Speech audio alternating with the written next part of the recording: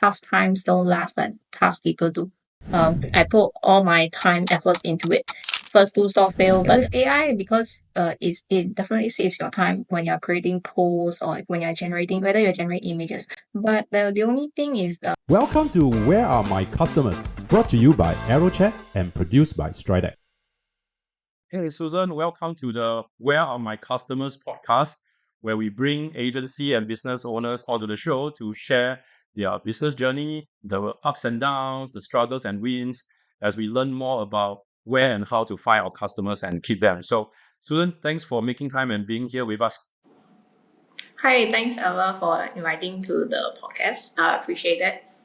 Yeah, and I also want to take this opportunity to catch up with you because I think it's been a couple of months since we last catch up. Was that right? Yeah, it was while you were building AeroChat. Yeah, that was a while back. Okay. But so, before we get into it, right, for the benefit of the audience and those new to you, can you give an introduction of yourself and what you do? Right. So I am the founder of Hub Solutions. So we are a web design and marketing company. We recently got awarded like top web design and marketing company awards as well. Basically, the main focus that we are doing is interactive storytelling websites to stand out from the crowd. Yeah. Oh, that's fantastic. And I remember when I first got to know you, right? I think you reached out to me on LinkedIn and we connected. And that point in time, I don't know if I mentioned to you, I probably would have. I was very impressed at the fact that you are so young and you were having a full-time job, but you were also doing this on the side, and you're at the pace that you're growing. I was very amazed at I heard you share about all these things. So just to refresh again, how long has it been? Was it for 1 or 2 years that you have actually started this agency? Yes. When I met you, I was still a freelancer. So I was working alone. Even now, I still do everything myself, but of course with the support of some team members. So yeah, it's a team now. Okay, that's fantastic. And again, that is testament to how much you have grown since then when I first saw you, right? But the interesting thing is what I later found out, and I'm hoping that you can share more, right? Is you previously ran an e-commerce store, am I right? And that Yes. was before you transit into freelancing digital marketing services and then into an agency. So can you share a bit more about that part of the journey where you were a e-commerce merchant? All right, sure. So it was back in 2019. I was still in college. So I had to find ways to get some cash in. So I was trying to trying to sell online. So first I was selling on Facebook, and then I started to know about Shopify, and it was very amazing. All these Shopify screenshots, like how much you made in a day. It was very enticing to see this. So also I wanted to try out. So first two of my stores they failed. So I did try. Actually, what I was doing was dropshipping. So very openly, I don't see myself going very big. Having a factory, or rather, even if I get a lot of sales. Main reason is because it was basically dropshipping. You have to understand about legal, and also packaging is another thing, branding is another thing. You can do it, right? But then it's a beauty brand, so basically I was worried what people put on the face is quite sensitive as well. So I sold it over, mainly because at this point I want to stop. I want to focus on other things.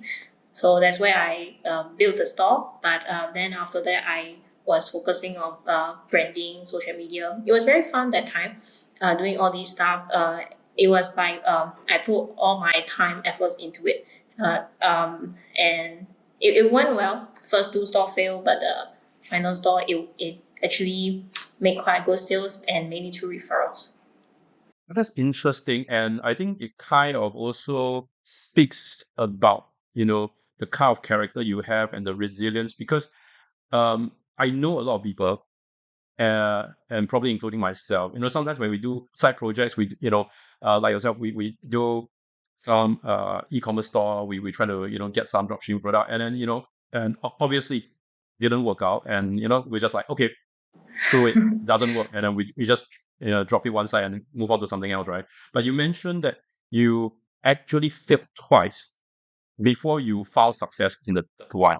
So again, I'm very fascinated by that psychology, that mind frame. So can maybe walk us through like how you felt when the first two failed, when the first one failed, what was that mindset, and how do you decide, okay, you want to try it again? What was that consideration?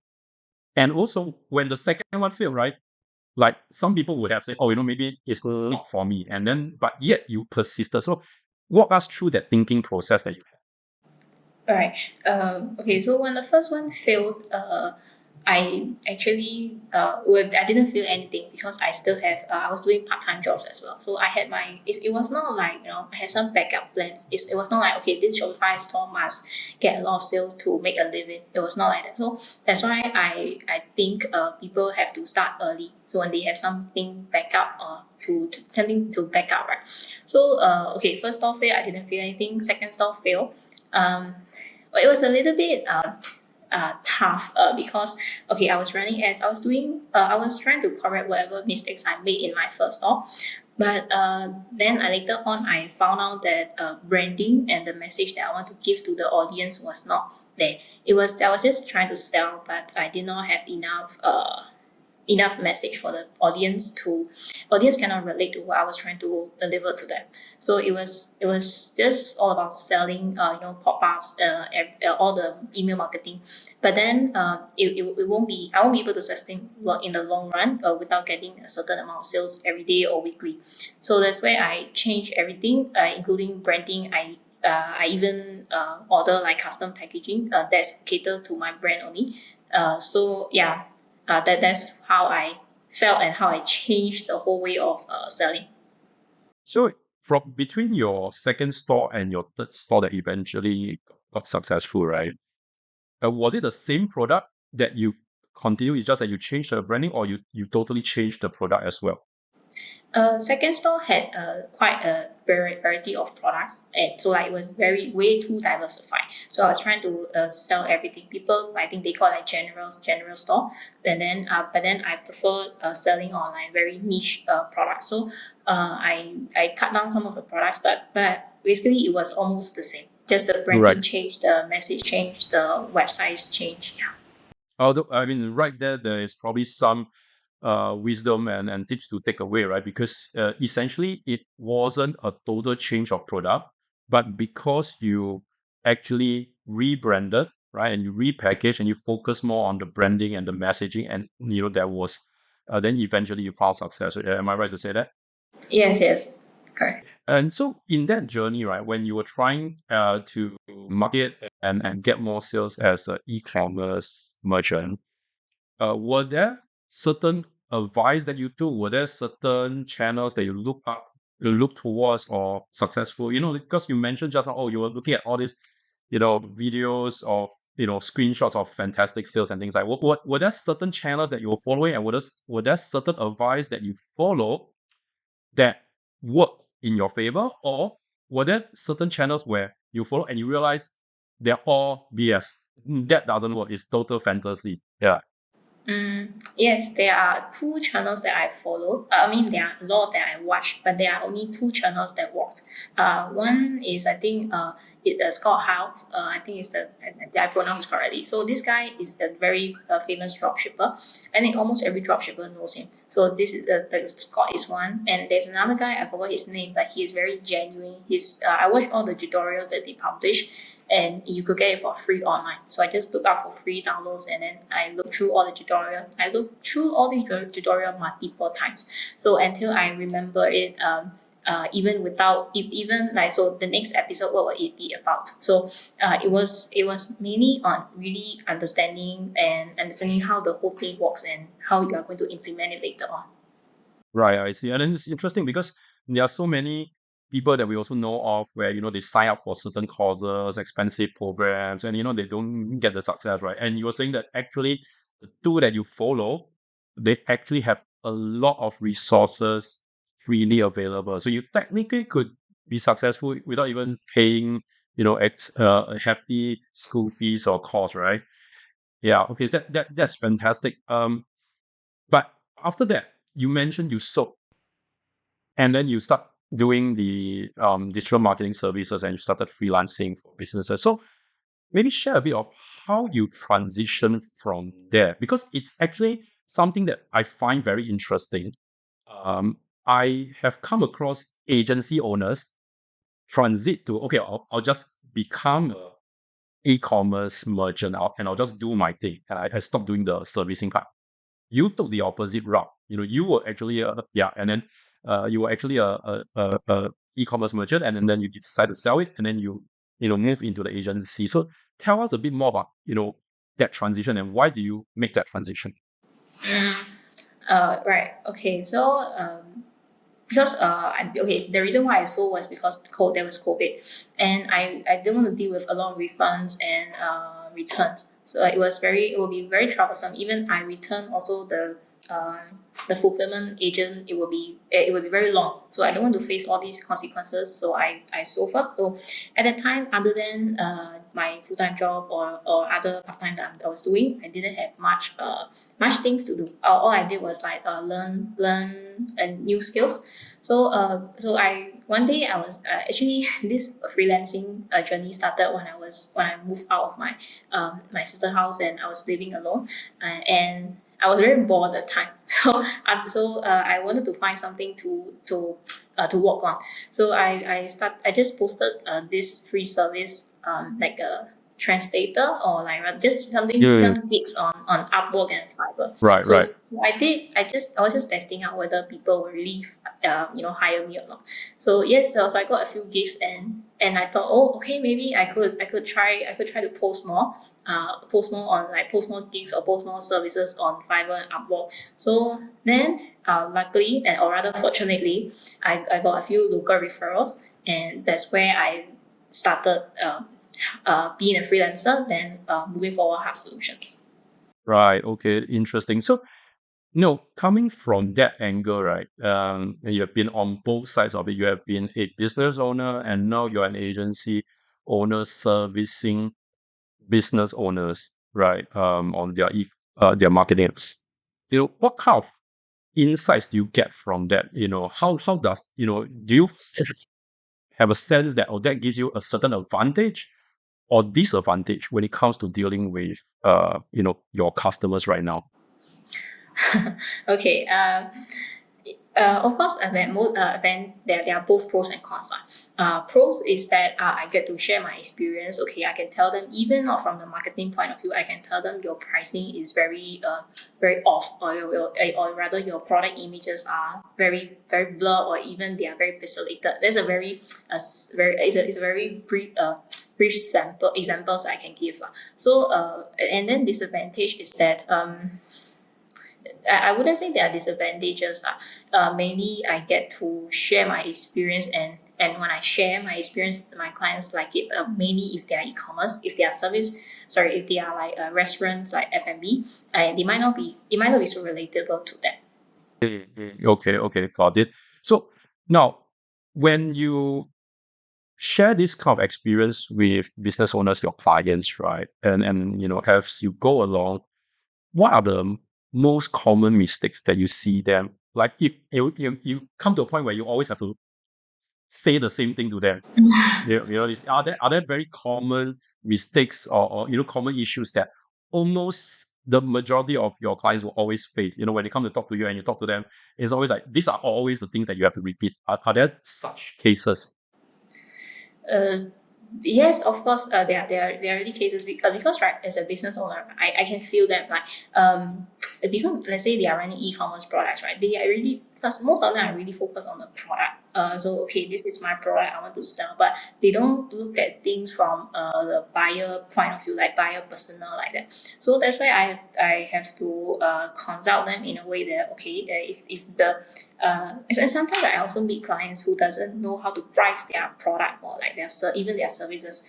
So that's why I like to consult them that okay, you could put like $49.50, $49, $39, something like that. So so basically you don't make your product or service look cheap, but then but still it has some level of it makes sure that the buyer has some level of confidence to purchase your product. So for example, you have to put in testimonials.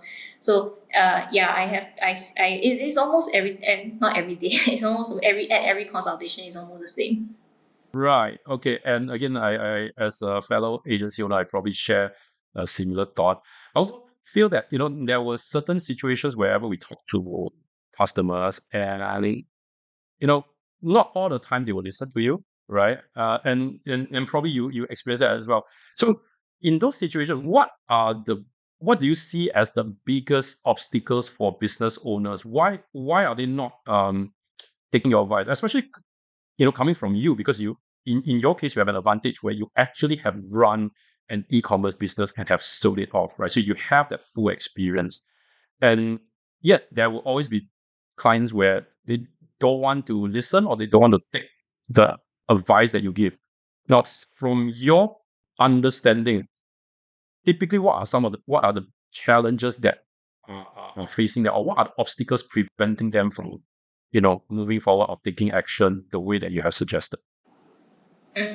All right. First thing is as because they are okay as an e-commerce owners, right? I also understand that they really like the product, and because they are the owners, so they started this, so they are very attached to what they believe in, and so it is. And then since they are the founder themselves, it's hard to educate some of the founders that are, and then entrepreneurs, founders, they can be very stubborn.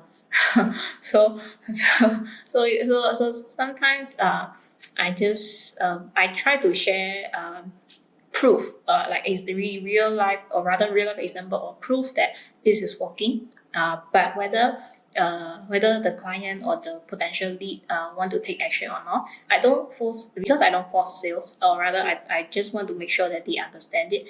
At some point they will understand it. If it's not working, they will come back and ask me again. So even whether they ask me or not, right, they can even go and Google certain things that they want to know, and I can still advise them. So I don't try to force them to believe in something that I'm saying, but I try to show them proof that, okay, if you do this might work. Or rather, sometimes I like to show figures like data. So maybe with the data or insights, it is easier for them to believe. Yeah. Okay, that's good. And so on those cases where the clients, the business owners believe in what you're sharing with them and they are ready to take action, and of course probably engage your agency to help them with doing the necessary branding and marketing campaigns, right? What are some of and you're looking at what you've done so far, what has been the most successful channels or tactics for acquiring and retaining customers, especially from the e-commerce landscape? All right. If we are talking about Shopify, right, there are some Shopify apps that allow you to have a iOS application in a phone. You don't need to have you don't need to go and download the app, but you can just convert your website into an application. I think this is very useful, and you can even send in-app notifications to the buyers or whoever download the app. So this is where I've seen them a lot of really a lot of retainer sales. So I think is that the application is good because normally sometimes people don't read emails. So that's why with in-app messages or in-app notifications, you can send, you can give reminders to the buyers, like wherever there's promotions or anything. So application is one thing that e-commerce owners could look at. And another way is of course, collecting data, collecting emails. But even if you don't want to have an application for them to download, you can still collect their emails, send them email marketing campaigns, and even do retargeting campaigns. Okay.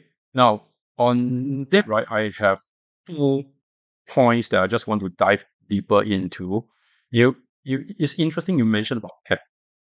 Now, maybe I'm old and I'm old-fashioned, right? But I was under the impression that app is actually a friction, because these days getting people to download app is an extra step, right? And we are now in a stage of technology where you don't really need to have a specific app per se, right? A lot of things can be done through web app and things like that. So, but you mentioned that this has been something that's effective. So, from the data that you're seeing, what kind of download rate or what kind of percentage is that helpful? And how do you also, going back to my point just now, is there a challenge in getting customers to download, or are there tactics to reduce the friction and encourage customers to actually download the app? Alright, very good question. Yeah. So, I don't have a percentage to say that okay, this is the number of downloads that I have had, or rather how we can make sure that users download and stay active. Okay, first thing is that we have to link it up with loyalty points. So you have to have it like a bundle. Once you link up with loyalty points, if they download, they get certain amount of points. Of course, you give them big number of points for them to download, because for future purposes, you can send them notifications. So once you send them notifications, right, then they will actually go and look at it. So you also have to look at the promotion that you are running. You have to compare, like A/B testing. If I run this promotion, how many people look at it? If I run another promotion, buy one get one, how many people view the apps? So you have to look at the active users, or which time of the day are they most active. Are they like office, like corporate people, or are they freelancers? And then I think based on the insights that you have, that's why data collection is quite important. And to answer your question, basically you just link up with loyalty app, and users like people like free stuff, right? So and then maybe after they download and they create an account, yeah, then you give them another point, or like just a free stuff for them to redeem when they purchase something. Right. So that means you also incorporate some form of gamification elements into the journey, right? To try and keep enticing them to do more, and then they get points, and try to just like get them addicted to the whole process, right? Okay, that's cool. But okay, then on that basis, right? Now it sounds great. But do you and when you share this kind of thing with store merchants, right? You see that they willingly all even the operation perspective, and I'm not sure if you come across this. A lot of e-commerce merchants are very time constrained. They are very time tight, and they don't always have enough resources, right? So having another interface or having another channel to deal with, right, sometimes can backfire because they don't have the time to deal with it, right? And I'm sure you know a lot of horror stories about, still being good, and then customer service goes all haywire, right? So do you face such situations where you advise them this, and then either they say, okay, yeah, we'll download, but they never do anything about it, or they just have that resistance to implement? Right. Yes, I do face that. So, in such cases, I will when I pitch them. I will tell them, okay, there will be two options. I like to give clients options as well. So, option one, we will set up everything for you, and then we will share with you how to do it, and they do it themselves. Yes, but due to time constraint, if you cannot do it, option two, we will help you do it, like monthly retainer fee of give us an access to the store, then we will help you do it.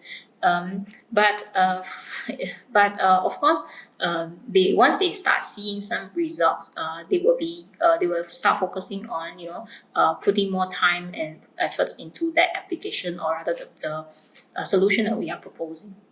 Okay, cool. Now, jumping to the other points that you mentioned just now, where you talk about, even without that app, collecting data like email, right? So I just want to get your opinion on right now, looking at where we are heading in the market these days. Is email still as effective, or there is a preference of moving towards collecting phone numbers? I've come across quite a number of businesses over the last few months wanting to collect phone numbers so that they can do, WhatsApp broadcast messaging, right? So I'm sure you have come across that. So based on what you're seeing, is email still more effective, or phone numbers, and where are we going with this? Yes, I agree with you on that. I would say I will go for phone numbers. Phone numbers are more active and you will receive more engagement compared to emails. Yes. Okay. But Um, surprisingly, right? Surprisingly, I've seen those. I've because I also have a few like a few entrepreneurs that a few entrepreneurs that I know on like Instagram. They run marketing agencies as well, and they are from like Europe or other countries, so like Western countries. So they are very like really focusing on email marketing. So they will roll out these services like email designs. Right. yeah, I yeah, think you yeah. sure. I think a lot of Western agencies are focusing on emails now. Yes, which is why that was the part that I thought it was a bit of interesting dichotomy. I agree. Some of the agency owners that we were interacting with on LinkedIn and in social media, yes, very focused on the email aspect, the automation and the responders. And in Asia, we are seeing a lot more on the phone number, the chat. So that was interesting thing, and that I thought I wanted to get your take on it. Because I also understand that you probably also have some clients overseas in other parts of the world, not just in Asia itself. So that just wanted to um, have a understanding of your perspective from it.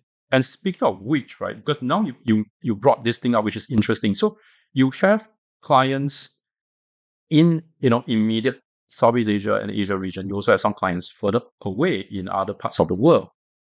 Are there any similarities, or probably more interesting is, are there any differences in the way they approach business, in the way they respond with you as a service provider? I would say maybe because I haven't really met them in person, but they are slightly harder to serve than Asian Yay. customers. Okay. I find that I've had this one client from Canada. They actually want to run ads. Okay, so it's very similar to what we discussed just now. It was very hard to convince this particular client that okay, because you're a new business, your domain is new, everything's new, that your website is new. So I mean, since you run an SEO company, you will be very familiar that since the domain is new, the domain authority score is very less. So you can't just go out, you can't just expect all the traffic and these to coming from day one or day two or even day seven. There's a long journey. So but then client was very skeptical and they were actually quite indecisive of what they wanted to do. But of course, their main goal was to get traffic within this area that they are serving in Canada. So I would say how they approach business. They are very result oriented, which is good. But they wouldn't want to coordinate all this thing. Yay. Or even sometimes when we send approval, when we send something for approval, it takes quite longer than the normal period that we would advise them to review within that certain period. So I think is I think more of a coordination things lah. Okay, I see. So in such situations, how do you try to resolve or overcome that situation? All right. So it depends on the period of the time. For example, a period of time as in when you run business, not every month is a good month, right? Yep. Some months not good. So okay, let's say I'm very desperate for this client. I'm very honest here. Let's say I'm very desperate for this client. Okay. Right. So Yeah. I have to follow up with them, and I have to be very professional and polite. We have to work together very closely to make things work out. But let's say I'm very busy with other projects, and okay, this client is not responding, not coordinating properly. Then I will openly tell them, or rather give them a call that. We have to work very closely. If not, things will get out of hand and it will be hard to resolve later stage. So I have to tell them that they either have to coordinate or it will be, or we rather have to discuss what are the deliverables and what are the marketing activities required for the brand, or else they are just wasting money. So I definitely don't want clients to waste money on something they are not committed to, right? Yes, you're right, and that's especially true. I mean, a lot of times clients probably don't understand. They always assume that agencies just burn money for them, right? I think they don't really understand that it's actually double stress for us because now we also have to worry about how to answer to them if certain tactics have gone wrong or things like that, right? Which, speaking of, now, of all the campaigns that you have done, for your clients, like what are some of the memorable ones that you have done? In terms of whether is it a very creative experience or you managed to get very good results, or ROI or ROAS from the campaign. What are some of those more memorable ones that you can share? Sure. So one of the very memorable campaign was that time I was working with a creative agency. I'm not fronting the client. So they will give us the creatives and we will work on the ads, Facebook ads, Instagram ads. So they did, and then we also did like some customization for their Shopify store, like delivery tracking, live chats, etc. So we actually, I had access to Shopify, to their Shopify, and because we were running ads, we had to connect like Facebook pixels, Google pixels. I think the most memorable was they had a 30% increase in revenue over 1 month of running those ads. And of course, I have to admit that it was not only the efforts of our agency, but also efforts from the creative itself. They were running a festive campaign for Christmas. So they were selling like meat, for gatherings. So the creative was very good, and we did the targeting very well, and we did retargeting also. And then they also saw an increase in their returning customer 2x, I think 2x within that month. So so it was one of the memorable campaigns that I've worked on. So you were talking about creative means that was actually a Facebook campaign, or was it It was Facebook and Instagram. right. And on that, right, what do you think of TikTok? I mean, obviously nowadays, TikTok, whatever is happening in US stays in US, but at least in this part of the world, TikTok is still kicking and alive. So, and I think a lot of brands are looking at TikTok, but not exactly sure if most brands are getting the hang of it. What's your experience so far with TikTok? For both yourself as an agency and also, some of the clients that you're working with. uh, as a user, I would say TikTok has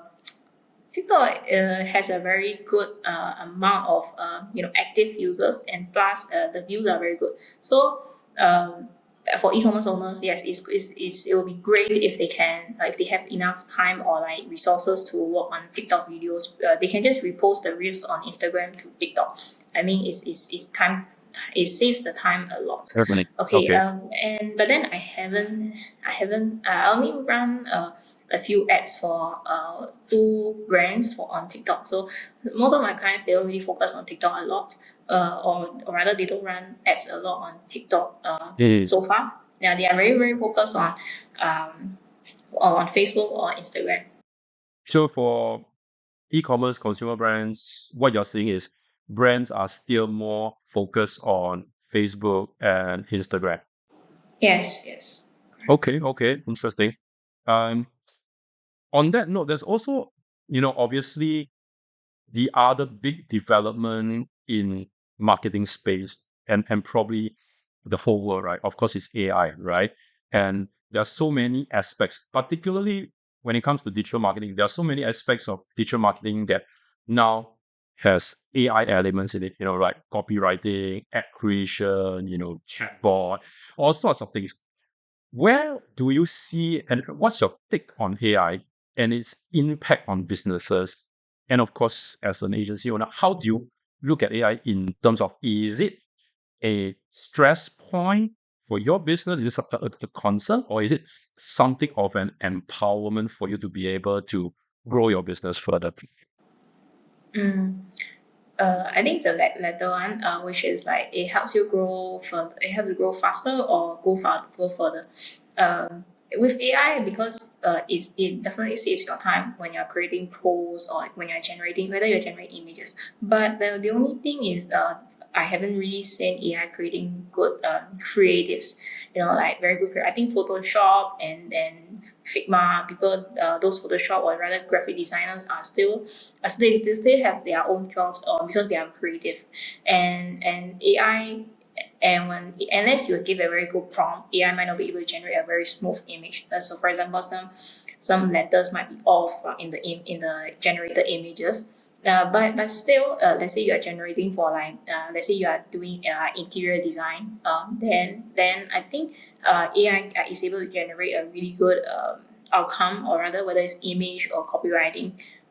Yes, so I think AI is something very helpful for even for brands or business owners. So in your current operation, are you already incorporating AI into your workflow in helping your customers, or helping with any aspect of your business? Yes, of course, we use AI to generate some content, but not images as of now. So maybe content and I'm not so familiar with many people, or many agency owner, or even on LinkedIn. It's very this thing of like automation is very high. So I also save some of the posts about automation, but I never really go and look at it. So Okay. so I think it's more of a sales outreach. So in my operational thing, next step I'm actually looking at is to automate like outreach, cold outreach with AI. Whether it's with Zapier or any of the cold outreach softwares that actually has AI in it to personalize some of the messages. Right. When you talk about core outreach, are you referring to are you in the first place, are you guys doing core outreach at this moment? Is it a routine thing that you guys are doing? Not yet. That's why I'm Okay. exploring. Right. Okay. Which is interesting because I was speaking to another agency owner in a previous episode, and apparently he didn't do much outreach. A lot of it was inbound, which kind of also is a testament to the quality of his content, because his clients are coming in because they were attracted by his content, right? So now, on the when you talk about the outbound and having that AI workflow, right? And you're mentioning that you also have AI in some of your processes. There is also a concern, in the space. There's also concern, and also clients have some concerns whereby, okay, how much of your content, or how much of creation is AI and how much is human, right? Do you face such concerns or questions from your customers? Do they question you about it? Or do they insist that, oh, no, Susan, everything must be human? I cannot deal with AI. Have you come across such things? I haven't really come across such client yet, but so far, from all the contents that we have delivered, so far there was no complaint yet. Maybe I haven't met that certain client, and also mainly because I'm now focusing really on projects of like development, like IT and software development, rather than just doing some content. Because very honestly, it really takes a lot of efforts on the back end that clients or users might not see. So and then I'm very passionate in tech and technical Right, things. right, right, So right, right. marketing is not something that we have solution might be pursuing in future. Rather content kind of thing. So, but so far, maybe because the clients are doing a retainer or my long term clients, so they do understand that. And even right, if we generate with AI, the ideas still come from us. Let's say we want this sentence to particular this sentence to be very fun, very fun. Then we will ask AI to generate something fun to replace this sentence. Then we see if it's relatable to the brand. Then we put in. If it's not, we have to rephrase ourselves. No, I was just wondering, if there would be clients that actually tell you, Susan, just use AI, and again, which brings to another point. There's always good and bad. There's always two sides to the same coin, right? If they come across clients where they say, oh no, these kind of things are so easy, you can use AI to do it, and they use it as an excuse to actually kind of like maybe bargain with you to lower the prices. Have you come across things like that, and how do you counter that? I haven't come across that, but yesterday, yes, I did come over. I did call a potential lead.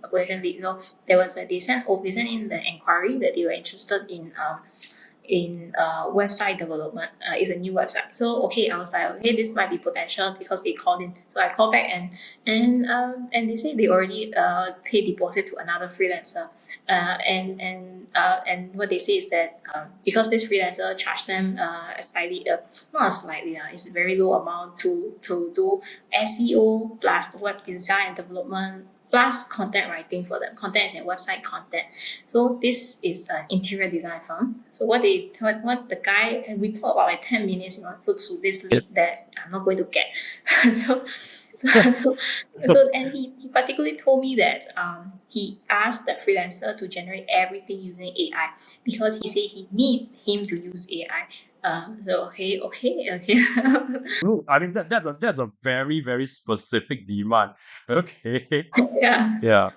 Right. So I mean, but so you're saying that he actually used that example to tell you that, oh, you should charge this much because that's the amount that he was Yeah, he paying. Is said that they are okay? so this kind of client point of view is that, or rather they are thinking is that I'm just risking, example, I'm just risking $500 for this, even if nothing, no result on, even if I don't get anything, I just lose $500, it's fine. But of course, from yourself or from my point of view is you rather pay a little more for a better service or more of an experience deliverables that you are going to get. Yeah. So I think this is just a difference in what the client's willing to risk and what his expectations are. Yeah, I mean, if you're just willing to pay, I mean, I would have said that, that's why you end up having the freelancer disappear because you only pay that amount. I mean, that's kind of obvious, isn't it? But you also bring up something that is kind of interesting, which again, it's something that touches my passion as well. And I think we shared about this previously. You just now talk about, Hub Solutions moving forward might not be in marketing, right? You guys are moving more into IT and software, which is actually the trajectory that I'm on, obviously shifting from the SEO, the digital marketing to software now, AeroChat with AI chatbot. So tell me more about, that portion. Are you also going into the AI space or just software in general? And where's that direction you are heading? Or rather more specifically, right, Michael, are you looking at a more like software house kind of direction, or perhaps also developing some of your own product sort of situation? Okay. More of for now, it will be more of a software house. Even if I do some kind of startup, it might be just personal ones, not related to Hub Solutions. But Hub Solutions, more of IT, is more of like software house, as in even under software house, I like to differentiate myself as Shopify experts. Or because I still have very huge passion in Shopify store, like either building myself or building for clients. And I feel that it's very funny. I've seen a few clients, they are using they are paying two subscription. What they are using Squarespace, plus they are using Shopify. And so this Squarespace website redirect to Shopify for e-commerce. I was like, what for? Why are you paying two subscription? You can even build things on big pages on Shopify. You can cancel Squarespace, right? Yeah. But I have not gotten the project yet, so I cannot really go and tell them you have to cancel this or that. So I think that's where I like to see which I like to save money for clients, and I think it's something that I'm proud of doing, and I like to listen to client requirements. Marketing, you tend to talk a lot or rather explain a lot to the client, but technical things you get client requirement and you list out what the proposal or what's the architecture of the of the system will be or the software be. Then you can even rather like server size or so I think I'm very focused on this direction of Right. Right. Shopify. Yeah. No, on that prospect of yours you're talking about, right? I think if you don't mind, I can just give you a little tip, right? And maybe that might help you tip over and win them over. You can tell them that, if you're doing a weak site and then you redirect to Shopify, right? That's not good for SEO. Oh, okay. Yeah, it basically means you're trying to build two castles with one resource. It's going to spread thin, and then because again, if you're talking about SEO, you wanted to build on the main domain, right? So Mm. if you have two websites, one on and they're on different platforms, so you have one on Wix and you have one on Shopify, essentially means one is a main domain and one is a subdomain. That wouldn't work because then Google or search engine just consider them as two separate sites. So Right. So you your have to put SEO my efforts are spread. efforts. Yeah. So the best argument for not doing that, right, is it actually doesn't do well for SEO. You either stick with, I mean, again, Wix of course have e-commerce, right? Wix e-commerce. So if you want, you either throw everything to Wix or you throw everything to Shopify. Yeah, but don't do the whole, one on the other. It really doesn't work that well. Yeah. Yeah, Yeah. thanks for the tip. Appreciate it. I'll tell them tomorrow. Yeah. So yeah, and on that, right?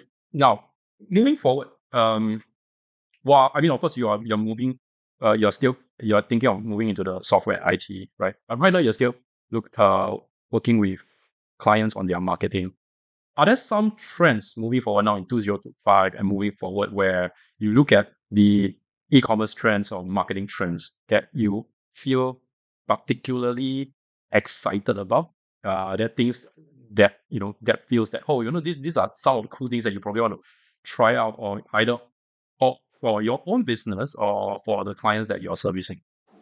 Yeah. First thing is I think viral hooks. Viral hooks are very uh, good for views. So like the first 5 seconds, or you have this totally unrelated hook, and then people continue watching. Even they are not interested in the later part, they watch it because of that viral hook. I used to watch it myself. I know what you're referring to. I think there's this guy who just blew up on TikTok, and I saw someone posting about him on LinkedIn today. It was that Tony guy from TikTok? The Totally, Tony, yeah. yeah, he was doing the The digital signage. signage, right? Everybody's talking about it. I mean, my whole production crew was talking about it for the last 2 weeks. Yeah, it was He's like, If Tony see this podcast, we want yes, to Tony, congratulations. I probably should get Tony onto this podcast and get him to share about how he came up with this. Yeah, Yeah. it's quite good. And another thing is, I think influencer marketing still work very well. It can be micro influencers, like you just have loads of creators, not influencer but creators. You have a lot of like a bundle of all the videos, then you publish all the ads. And that still work for e-commerce brands. Yeah. And the last one is if you're a corporate or rather a service provider and you have a whole team, right, and you have an office, or rather whether you have an office or not, if you have a whole team, then I think like employee or rather like team member engagement is very important as well. So like team member team member creating reels. Yesterday I saw one on Instagram that the founder praised their team members for creating for agreeing to appear in the reels, and then like some cafes Great. they like to shoot their stuff, and so I think is a very good interaction between the brand and the team members themselves. Yeah, I think you spoke to a phenomenon, if I can, categorize it correctly, whereby I think, just now you talk about the viral books, it's appealing to, and everybody know who we are talking about, right? Yeah. And that whole team member interaction thing. I think it speaks to this idea of these days, the audience, they really prefer something that is more authentic, that is more true. It's not just, very polished selling, right? They want to see what's behind the scene. They want to see real human interaction. And I think that the trend that you just mentioned are kind of reflective of what the audience are looking for moving forward. Yeah. So, hey, those are very great insights and a lot of good sharing that you have given us in this session. So, before we wrap up, are there any um, words of wisdom or any takeaways you want to give to agency owners or business owners who are, starting their e-commerce or already in the process of growing their?